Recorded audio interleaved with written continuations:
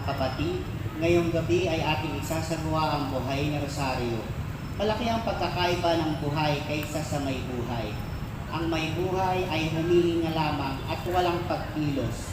Subalit ang buhay ay may pagsulong at patutunguhan.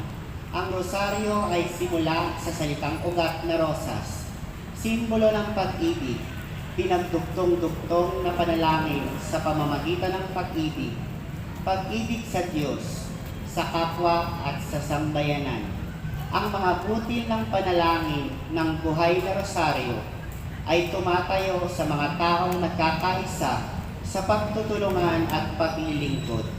Sila ay naglalayong maghuhubog, maging lingkod at magbuo ng sambayanan tungo sa Kristiyanong kapatiran o munting simbahang pamayanan, Krista. Kaya sa gabing ito, tayo inaanyayahan ng ating ina na makiisa sa pagdiriwang ng buhay na rosaryo. Hindi sapat ang ating lakas, hindi sapat ang ating yaman.